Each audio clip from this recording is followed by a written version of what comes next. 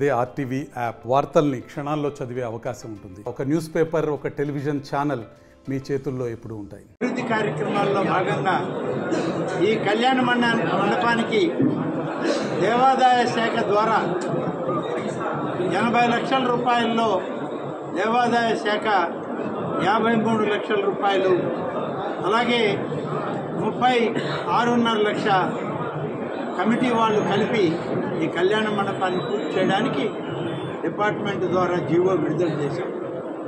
వీటన్నిటితో పాటు మరొక ముఖ్య విషయం, గౌరవ ముఖ్యమంత్రి శ్రీ చంద్రబాబు నాయుడు గారికి, మా సోదరి బలహీన వర్గాల సంక్షేమ మంత్రిని శ్రీమతి సవిత గారికి ప్రత్యేకంగా ఈ నియోజకవర్గ ప్రాంత ప్రజల తరఫున నేను వారికి ప్రత్యేక ధన్యవాదాలను తెలియజేసుకుంటున్నాను. ఎందుకంటే ఇటీవల ఈ ప్రాంతానికి వచ్చినప్పుడు బీసీ గర్ల్స్ రెసిడెన్షియల్ స్కూల్ ప్రారంభోత్సవం అయితే దీన్ని ఇంకా పెద్దది కావాలి, జూనియర్ కాలేజీ కింద దీన్ని తీర్చిదిద్దండి అని కోరితే నిన్న జరిగిన ముఖ్యమంత్రి గారి సమీక్షలోనే దాన్ని మంజూరు చేసి ముఖ్యమంత్రి గారు వెంటనే అనుమతినిచ్చి రాబోయే అకాడమిక్ ఇయర్ నుంచి జూనియర్ కాలేజీ ప్రారంభించండి అని చెప్పి మాకు ఆదేశాలు కూడా. ఒక జూనియర్ కాలేజీకి అయ్యే ఖర్చు భవనాలు, పర్మనెంట్ ఇన్ఫ్రాస్ట్రక్చర్ కాకుండా సంవత్సరానికి 3 కోట్ల రూపాయలు అదనంగా ఖర్చు అవుతుంది. అంత నిధులు కూడా ఇచ్చి ఇవాళ ఉన్నటువంటి కష్టకాలంలో కూడా మన ప్రాంతాన్ని వెనకబడిన ప్రాంతం అని ఒక మంచి విద్యా సంస్థని అదనంగా మనకి సమకూర్చారు గౌరవ ముఖ్యమంత్రి చంద్రబాబు నాయుడు గారు. బీసీ సంక్షేమ శాఖ మంత్రి శ్రీమతి సవిత గారు, వారికి ప్రత్యేకంగా నా ధన్యవాదాలు. ఆ శాఖ అధికారులందరికీ కూడా ప్రత్యేక ధన్యవాదాలు తెలియజేస్తున్నాను. కేంద్ర ప్రభుత్వం నుంచి నిధులు ఎన్ఆర్ఈజీఎస్ గ్రాంట్ కానీ 15th ఫైనాన్స్ గ్రాంట్లు కానీ మీకు వస్తాయి. మీకే ఇవ్వమని చెప్పాం మేము. నేరుగా సర్పంచులకి ఇవ్వమని, నేరుగా ఎంపీటీసీలకి, ఎంపీపీలకి ఇవ్వమని.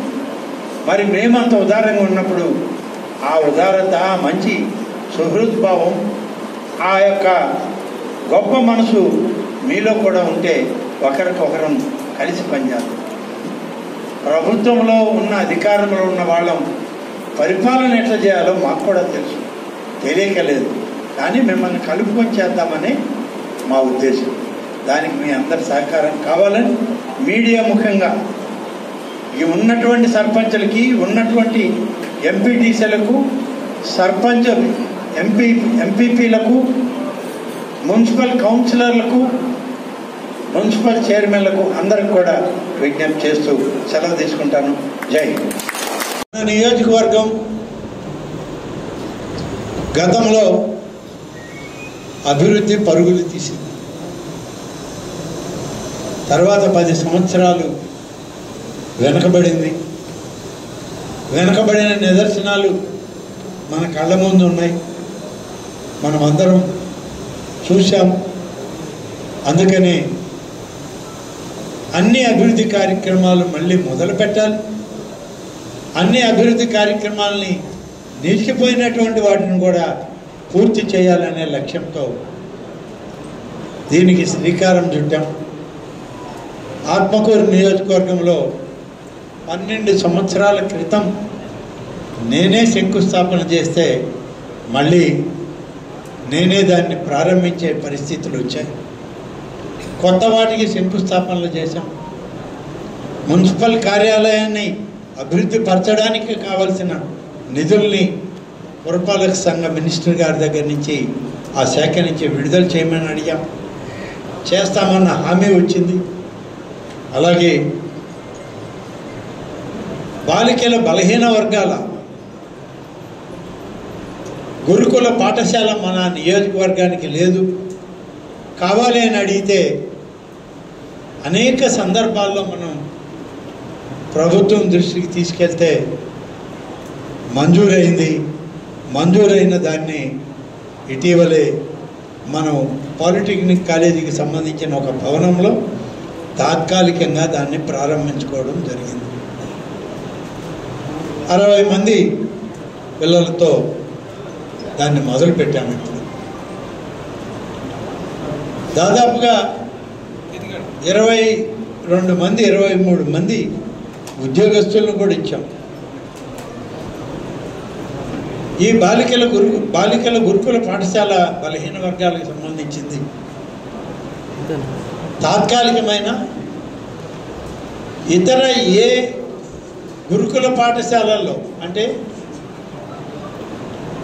ఏ ఒక్క బీసీ రెసిడెన్షియల్ స్కూల్స్లో లేనటువంటి సౌకర్యం ఇక్కడ ఏర్పాటు చేశాం. గురుకుల పాఠశాలలో ప్రారంభించిన మొదట్లోనే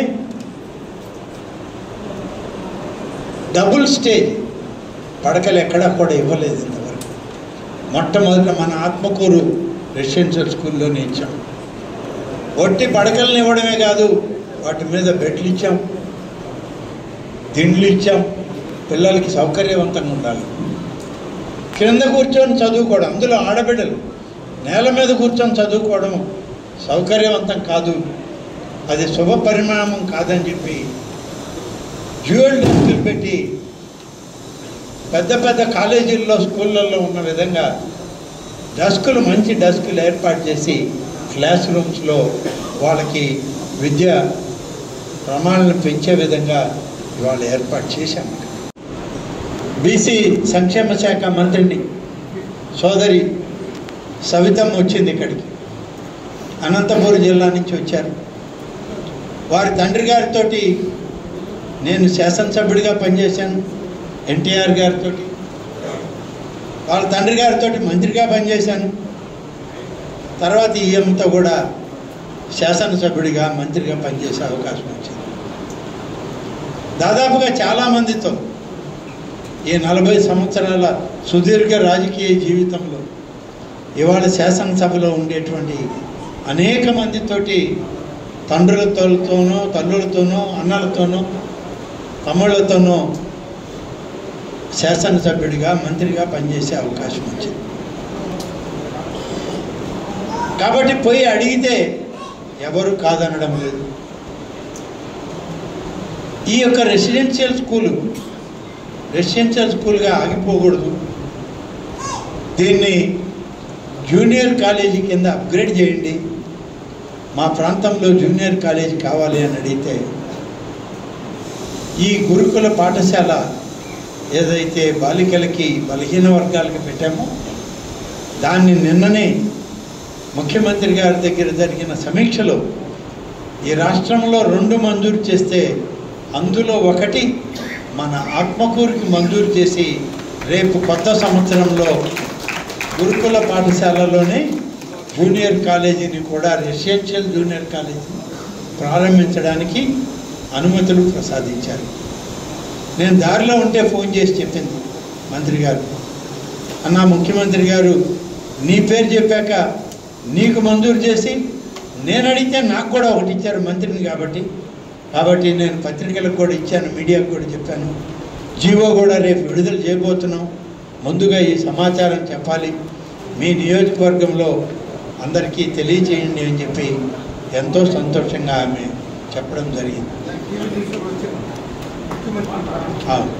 తర్వాత ఇది ఊరికినే ఏదో ఒక జూనియర్ కాలేజీని మంజూరు చేయడం కాదు, దీనికి అవసరమైన భవనాలను కూడా మంజూరు అవుతాయి రాబోయే రోజులు. ఒక జూనియర్ కాలేజ్ మనం ప్రతి సంవత్సరం నడపాలి అని అంటే ఆ స్కూల్లో చదివే పిల్లలు, ఇప్పుడున్న టీచర్లు హై స్కూల్ వాళ్ళే, జూనియర్ కాలేజ్ టీచర్లు మళ్ళీ మనం ఎంపిక చేసుకోవాలి, మళ్ళీ వాళ్ళకి సెలక్షన్స్లో జూనియర్ కాలేజ్ వాళ్ళని తెచ్చుకోవాలి. పిల్లలకి హాస్టల్ వసతి, వాళ్ళకు కూడా మళ్ళీ డబుల్ డెక్కర్ బడ్లు, దానికి డ్యూయల్ డెస్కులు, క్లాసులు మెయింటైన్ చేయాలంటే ఒక సంవత్సరానికి కేవలం జూనియర్ కాలేజీకే 3 కోట్లు అదనంగా ఖర్చు పెట్టాలి. దాన్ని కూడా నిన్న బడ్జెట్లో పెట్టండి అని చెప్పి సీఎం గారు అనుమతి ఇచ్చారు. కాబట్టి మరొక బలహీన వర్గాలకి చాలా సంతోషం. మరొక విద్యా సంస్థ మన ఆత్మకూరులో ఈ రాష్ట్రంలో 2 ఒకటి మనకు వచ్చిందంటే మన ప్రాధాన్యతని ఈ రాష్ట్ర ప్రభుత్వం గుర్తించి మన ముఖ్యమంత్రి గారు కూడా మనల్ని ఆశీర్వదించారని చెప్పి నేను ఈ సందర్భంగా గౌరవ ముఖ్యమంత్రి శ్రీ చంద్రబాబు నాయుడు గారికి, బీసీ సంక్షేమ శాఖ మంత్రిని శ్రీమతి సవిత గారికి, ఆర్థిక శాఖ మంత్రి గారు లేదు కాదు అనకుండా అలాగే మంజూరు చేస్తానని చెప్పిన పయ్యావుల కేశవ్ గారికి కూడా, వారితో అధికారులకు కూడా నేను మనందరి తరఫున ఈ సమావేశం నుంచే ప్రత్యేక ధన్యవాదాలు తెలియజేస్తాను.